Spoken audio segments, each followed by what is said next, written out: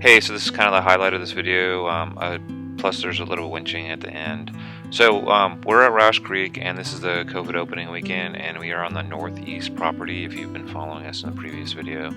And we're kind of like in the middle of the map, I guess, if you want to call it, like the blue line going up toward the green little like waypoint or whatever on the left side, and we are headed back to the other side of Rausch Creek. So I'm going to flip the map real quick. Hey, so basically you'll see us go through the parking lot, and then we will head to the east side of Rausch Creek. That's a map that's currently up, and we will head from that green waypoint over toward the left-hand side. There's like kind of like a sideways figure eight sort of with a bunch of different trails, and we'll do those in this video, and then the next video will be the conclusion of the ride, which will be the lower part where that big kind of loop is at the bottom. So anyway, here we go. We're about to hit the parking lot, and we will be on the other side shortly. So this is still the northeast property, and this is a green guided ride, and like I had mentioned, this is the first ride since the big shutdown of all the parks, like with the COVID. So this is the first or second week in May, and you're probably going to be watching this during the first or second week of June, because it takes me a while to edit these videos up.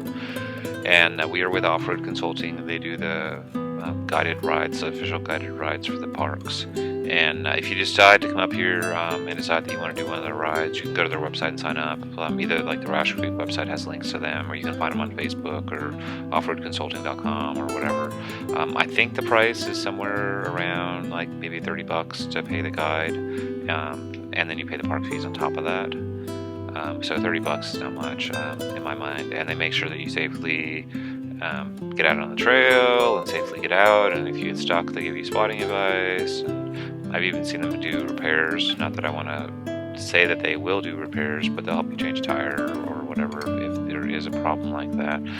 Very, very safety conscious organization. So if you are interested, and they even do like classes and stuff. So anyway, there's our plug.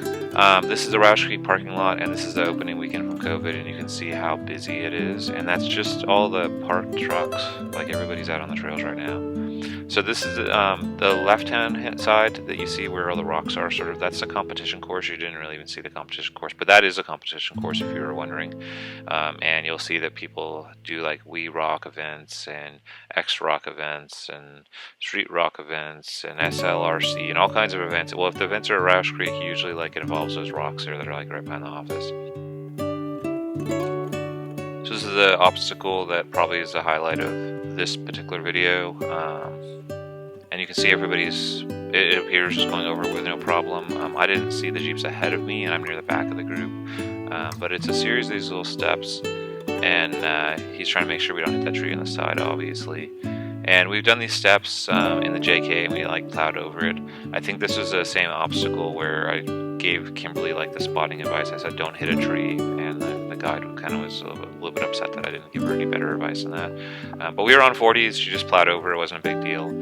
So you can see everybody made it over that obstacle, and we're just gonna continue down the trail. And if you want to know where that obstacle was, it was kind of in the center of the map. You can kind of go back if you want. And this is the pole line here. So attention to the footage for just a second or two, maybe a minute. I want to show you something that's subtle. So you see there's a Gobi Gladiator up there in front of me. It's the same color as my Jeep, kind of brown looking. So you want to keep track of the vehicle behind you. Like, that's the most important thing. So if you ever make a turn off, like, you kind of wait at the turn until the vehicle behind you sees that you made that turn, and you can see them starting to make the turn. The turns are especially important. It may not be so important like when you're on straightaways, but like turns are very important. So you notice like I'm paying attention to the vehicle in front of me, I'm paying attention to the vehicle in front of me, kind of just keeping a vague idea where the one is in front of me, but I'm like mainly paying attention to make sure the person behind me does not get lost.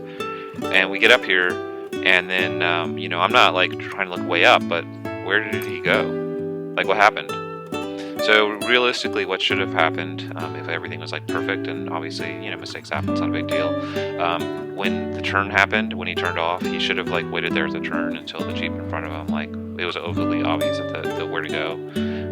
And I called him on the radio, like, and I spoke to everybody, and I found out where everybody went. So we found out the trail to go, but look how far ahead The whole group is. The whole group, like literally, like we traveled, what is that, half a mile to get caught up with the group.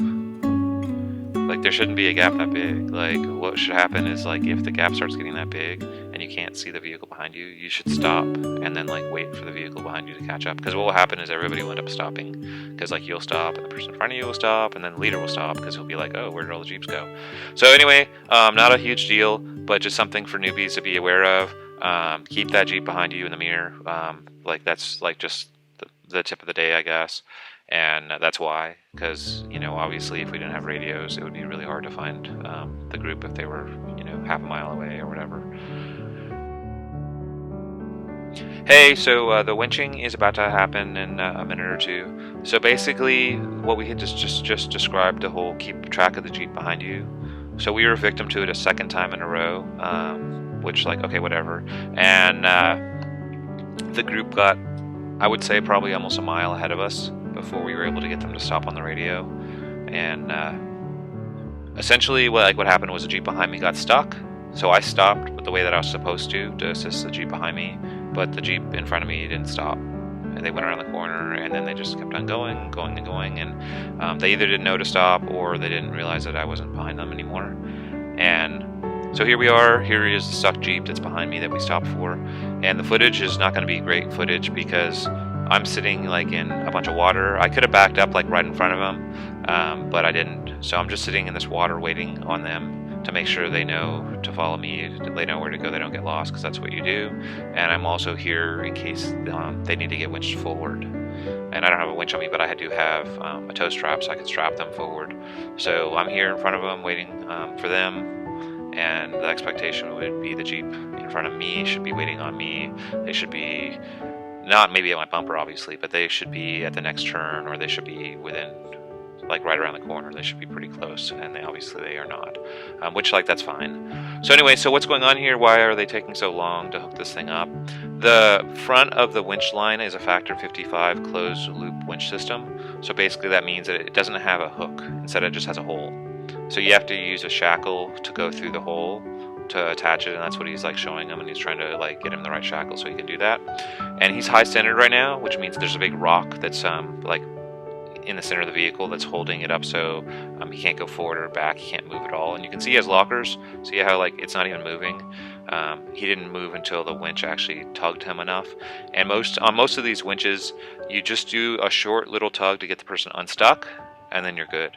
The only time you ever do a long winch is when you have a safety issue where you're worried about rolling off a hill or rolling down a hill. So anyway, please like and subscribe. The next video will probably be the conclusion of this ride. Thanks.